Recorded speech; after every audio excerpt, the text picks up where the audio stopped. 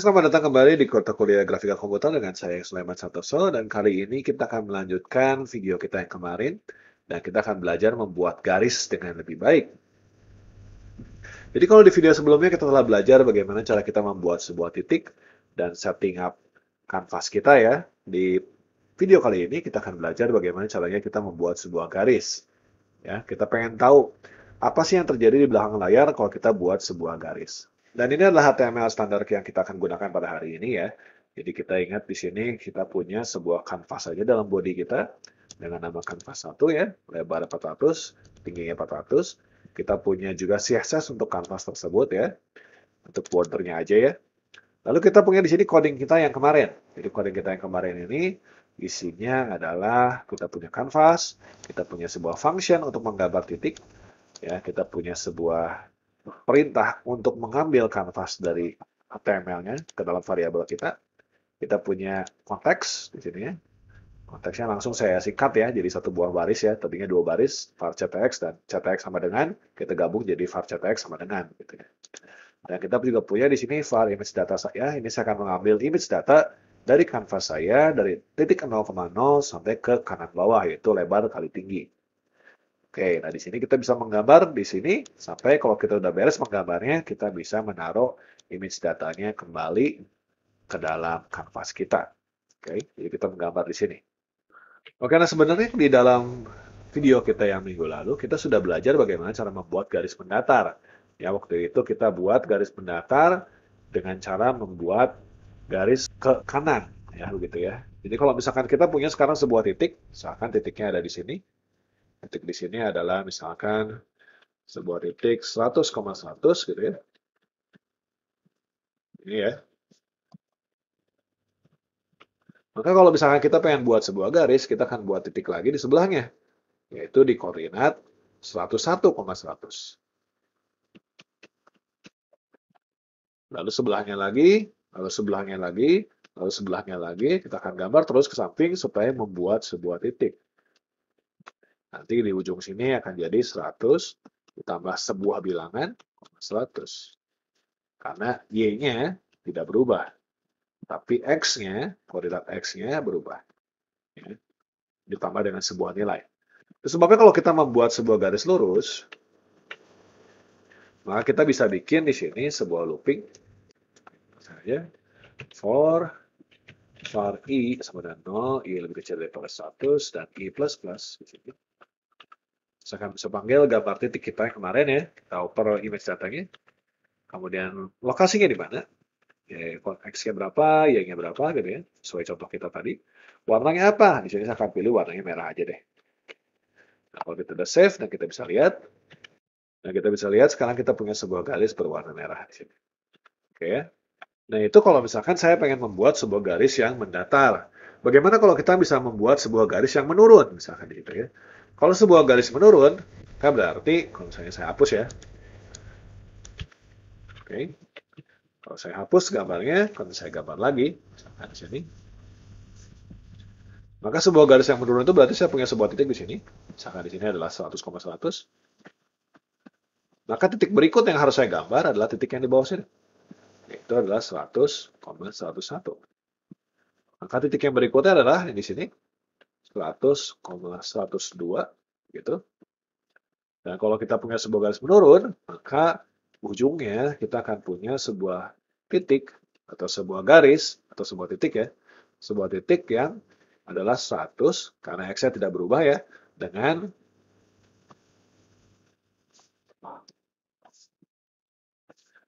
kita akan punya sebuah titik yang koordinatnya adalah 100 karena X-nya tidak berubah, ini X-nya. Dan kita punya Y-nya adalah 100 lagi ditambah dengan sebuah bilangan. Misalkan I. Maka kalau kita udah punya seperti ini, ya, kita juga bisa buat garis lurus ke bawah dengan cara kita lakukan sebuah looping sama dengan yang di atas ya. Tapi kali ini looping saya ini bukan looping ke X-nya, karena ini X-nya ya. Tapi kita loopingnya ke Y-nya sesuai dengan yang tadi kita bikin di gambar. Jadi sekarang kalau misalkan seperti ini, saya akan punya sebuah garis yang menurun. Seperti ini. Oke, kita sudah bisa membuat sebuah garis yang mendatar, kita sudah bisa membuat garis yang menurun, tapi bagaimana membuat sebuah garis yang miring? Mari kita lihat garis miring itu seperti apa. Saya hapus dulu ya. Jadi kalau kita pengen buat sebuah garis yang miring, berarti kalau misalnya kita di sini adalah 100,100. Kalau kita pengen buat sebuah garis yang miring, maka kita akan miring di sini. Ini adalah koordinatnya 101,101.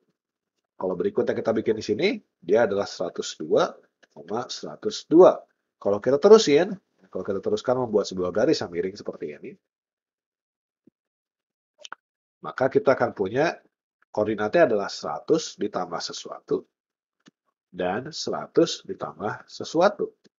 Ya, kebetulan sesuatunya sama gitu ya. Jadi ini ada X-nya, adalah Y-nya.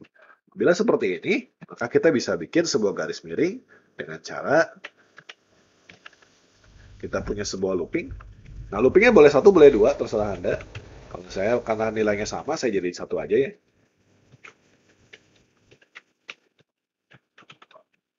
Gitu.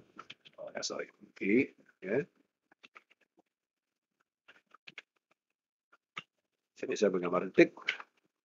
Sama dengan yang tadi, saya di 100 tambah I, 100 tambah I, dan 25500. Jadi sekarang saya sudah bisa membuat sebuah garis yang mendatar, menurun, dan juga garis yang miring seperti ini. Nah permasalahannya, kalau garis yang miring sempurna sih bisa seperti ini ya, kalau garisnya miring sempurna. Tapi kalau miringnya nggak sempurna, bagaimana? Jadi kalau misalnya kita lihat di sini, garis miring ini kan sesuai dengan nambahnya satu-satu ya, X-nya nambah satu, Y-nya nambah satu. Tapi tidak semua garis bentuknya seperti ini. Kadang-kadang kita bisa punya garis yang bentuknya mungkin kayak begini, ya, kayak begini. Ada juga garis yang mungkin bentuknya begini, ya.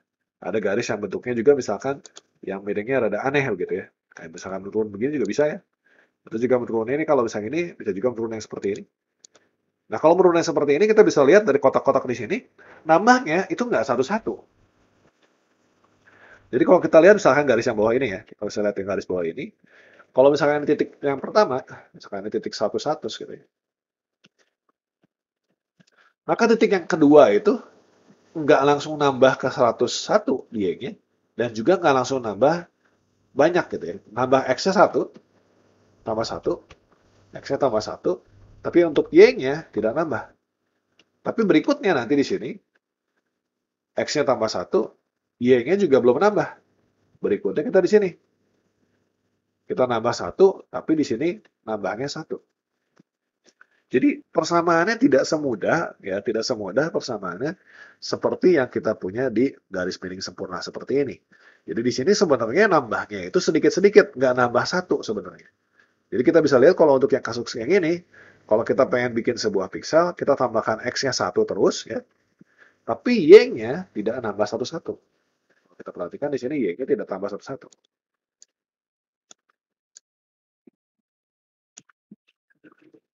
Ya. X-nya, ya. X-nya mungkin adalah X tambah 1 di sini. Ya. Setiap kali jalan satu-satu ya. Tapi Y-nya itu adalah Y ditambah sesuatu. Di sini. Nah, sesuatu itu apa ya? Kita coba ya. Nah, untuk membuat sebuah garis yang miringnya kayak begini, atau miringnya kayak begini, atau miringnya kayak begitu gitu ya, kita perlu sebuah pendekatan yang berbeda gitu ya. Kita akan mencoba mempelajari yang namanya algoritma DDA line atau Digital Differential Analyzer line. Ini adalah sebuah algoritma yang sudah dibuat semua orang, jangan khawatir sama namanya, prinsipnya mah sebenarnya mudah begitu ya. Nah, kalau Anda perhatikan di sini, setiap pixel saya ibaratkan sebagai sebuah kotak di sini gitu ya. Dalam artian, koordinat dari sebuah pixel itu koordinat sesuatu bilangan bulat. Jadi kalau kita pengen punya sebuah pixel di sini misalkan, koordinatnya itu di 100-100 misalkan. Tidak pernah ada pixel yang koordinatnya itu di 100,5. Tidak ada. Tidak ada. Atau misalkan 110,7 gitu, tidak ada. Tidak ada pixel yang lokasinya itu bilangan yang tidak bulat, bilangan floating point. Tapi semua pixel itu selalu lokasinya karena di layar kita pixelnya pasti tidak ada yang setengah-setengah begitu, maka dia pasti bilangan bulat. Sebuah pixel itu. Jadi kalau misalkan kita mau bikin sebuah garis yang miring-miringnya seperti ini, ya, balikin lagi. Misalkan seperti ini miringnya, atau seperti ini miringnya, atau yang seperti ini miringnya, misalkan. Ya. Jadi kalau misalnya kita buat sebuah garis yang miringnya tidak sama dengan X dan Y-nya, maka penambahan daripada X-nya sebenarnya yang kayak gini ya, penambahan dari X-nya itu adalah X ditambah dengan sesuatu yang tidak bulat. Dan Y-nya juga ditambah dengan sesuatu yang tidak bulat. Padahal, kalau tadi saya sebutkan ya, piksel kita ini koordinatnya koordinat bulat. Bilangan bulat, bilangan bulat, bilangan bulat. Makanya di sini kita lihat ada semacam pembulatan terjadi di sini. Jadi idenya daripada DDA lain itu adalah dibanding kita nambahnya di sini adalah bilangan yang tidak bulat dan tidak bulat, maka ya sudah kita bikin saja supaya salah satu dari bilangan ini itu bilangan bulat, yang lain menyesuaikan. Gitu ya. Jadi cara yang pertama kali yang kita harus lakukan untuk algoritma kita ini adalah untuk menentukan, saya hapus dulu semuanya, si garis saya ini, saya bikin sebuah garis yang berbeda ya,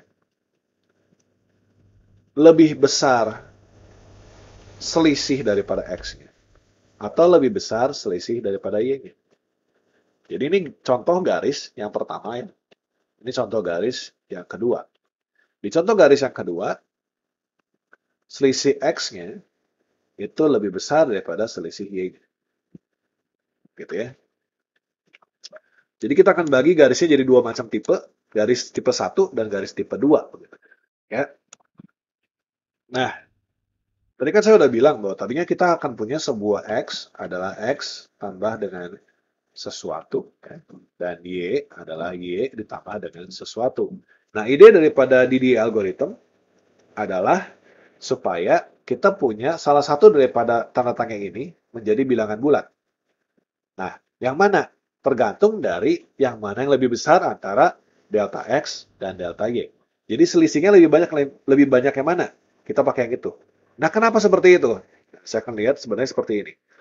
Jadi kalau misalkan saya punya garis dengan tipe yang kedua, seperti ini ya.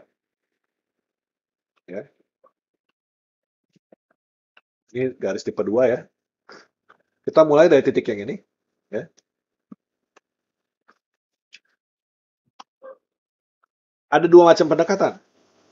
Pendekatan pertama, ya, saya kasih A aja ya. Pendekatan pertama adalah X-nya sama dengan X plus 1, Y-nya sama dengan Y plus something. Ini pendekatan pertama. Pendekatan kedua adalah kita akan pakai X sama dengan X plus something, tapi Y-nya sama dengan Y plus 1. Ya. Jadi kalau misalkan kita punya di sini adalah titik pertama, P1. Ini adalah titik kedua, P2. Begitu. Maka kalau pendekatan pertama, kita akan tambahkan setiap kali jalan, X-nya tambah 1, Y-nya tambah something. X-nya tambah 1, Y-nya tambah something. X-nya tambah 1, Y-nya tambah something. X-nya tambah 1, Y-nya tambah something. Ini ada pembulatan gitu ya. X-nya tambah 1, Y-nya tambah something. X-nya tambah 1, Y-nya tambah something. Nah, kita terus seperti itu. Nah, itu pendekatan yang pertama. Yaitu, kalau misalkan menggunakan pendekatan yang pertama seperti itu ya. Jadi kita akan tambahkan X-nya tambah terus. Kita cari Y-nya.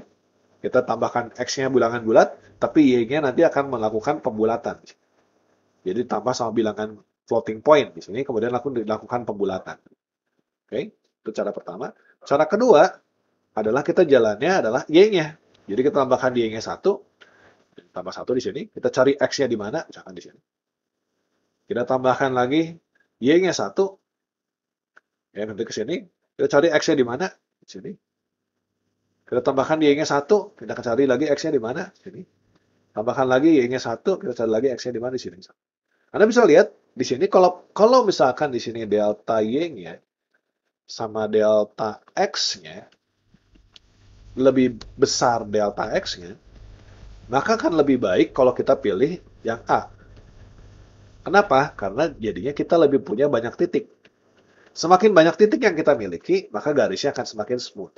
Tapi kalau kita perhatikan, kalau tadi di garis seperti ini, yang delta Y-nya lebih kecil daripada delta X-nya, kita pakai pendekatan yang ini, maka kita cuma akan punya 1, 2, 3, 4, 5 titik. Begitu ya. Jadi sekarang yang pertama kali kita lakukan, kalau kita suruh bikin sebuah garis adalah kita harus menentukan dulu ya, delta Y-nya sama delta X-nya gedean mana? Apakah lebih besar atau lebih kecil atau sama dengan? By the way, kalau sama dengan delta Y dan sama dengan delta X, itu berarti garis yang tadi ya. Garis yang nambahnya satu-satu. Kalau ini pasti delta X dan delta Y-nya sama. Sorry, Y dan X. Pasti sama. Oke? Nah, itu kenapa kita memilih dulu antara delta X dan delta Y. Nah, kedua adalah kita menentukan dulu yang belum kita temukan adalah bagaimana kita mengetahui nilai tanda tanya ini. Dari mana kita tahu nilai tanda tanya ini? Nah, sebenarnya nilai tanda tanya ini kita sudah tahu sebenarnya kalau misalkan kita punya dua buah titik.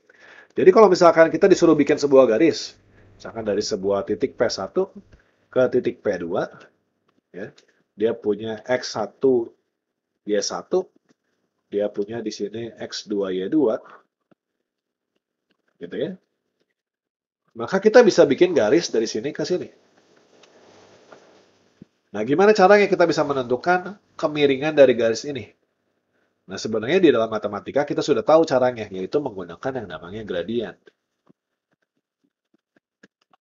Jadi gradien itu adalah sebenarnya kemiringan. Dapat dari mana sebenarnya? Gradien itu dapatnya dari yang tadi kita hitung sebenarnya, delta Y-nya dan delta X. Jadi sebuah gradien M adalah delta X per delta Y. Atau biasa kalau di matematika kita sebut dia sebagai dx per dy. Nah, jadi dari sini kita tahu kemiringan dari sebuah garis.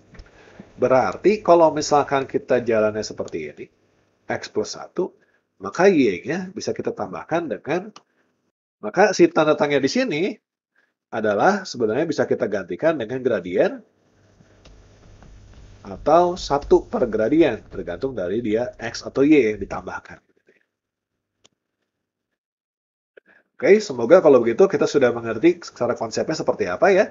Berarti di sini untuk menambahkan dari X1 Y1 ke X2 Y2, si X yang Y itu akan ditambahkan antara 1 atau gradien. By the way, kalau misalkan masih belum mengerti soal gradien ya, misalkan gradien sama dengan 2 ya. Kalau M sama dengan 2, apa sih artinya? Artinya untuk setiap penambahan 2X, Y-nya nambah 1. Jadi kalau misalkan kita punya 1 di sini, ini titik awal kita ya. Kalau gradiennya 2, berarti 2X, Y-nya tambah 1 di sini.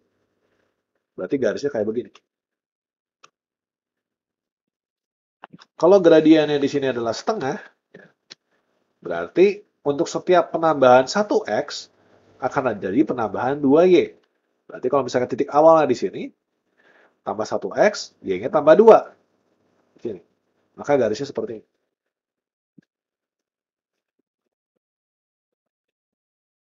Oke, semoga jadi jelas ya apa yang dimaksud dengan gradien begitu ya. Oke, kalau begitu kita sudah punya semua komponen daripada algoritma kita, mari kita tulis algoritma kita. Jadi algoritma kita adalah sebagai berikut. Pertama kali kita cek dulu apakah dx-nya lebih besar daripada dy. Ya, kita cek dulu. Ya. Kalau lebih besar dx-nya, berarti jalan di sumbu x. Ya, gambar. Kalau misalkan dy-nya lebih besar, berarti jalannya di sumbu y. Kita gambar. Sesimpel itu sebenarnya si algoritmanya. Tapi mari kita buat algoritmanya dalam bentuk yang nyata ya, dibanding kita cuma bentuknya seperti ini, mari kita bikin di bentuk yang nyata ya. Oke, mari kita coba ya. Maka sekarang kita akan punya sebuah function baru, yaitu kita akan bikin sebuah function namanya line. Function DDA line. DDA line ini akan menerima sebuah titik P1 dan P2 gitu ya. Nah, di sini kita akan pakai langsung aja X1, Y1, X2, Y2. Ya. Kemudian warna daripada garisnya, R, Y, dan P. Oke.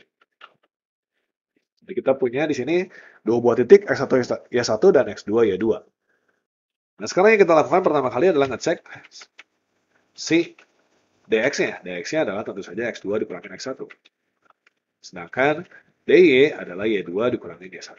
Nah, di sini harus diperhatikan bahwa selisih daripada X dan selisih daripada Y itu bisa negatif. Dalam artian, kalau misalkan X2-nya lebih besar daripada X1, dia akan positif. Tapi kalau X2-nya lebih kecil daripada X1, maka dx ini berpeluang negatif.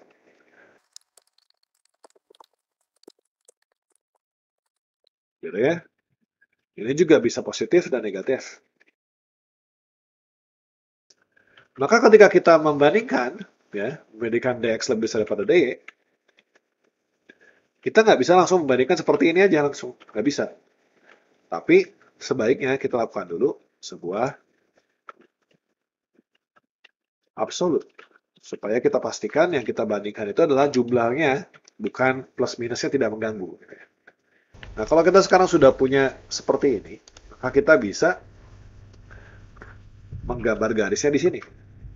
Berarti kalau di sini saya akan punya dia akan jalan di X.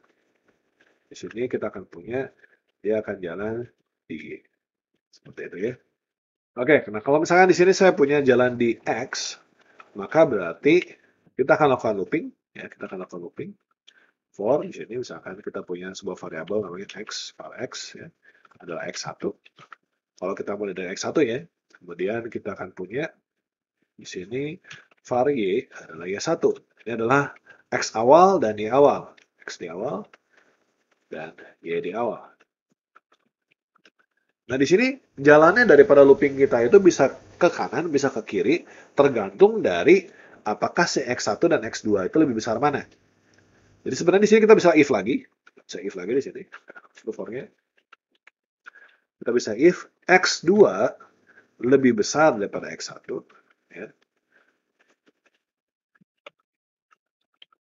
Berarti di sini jalannya ke kanan. Kalau di sini berarti jalannya ke kiri.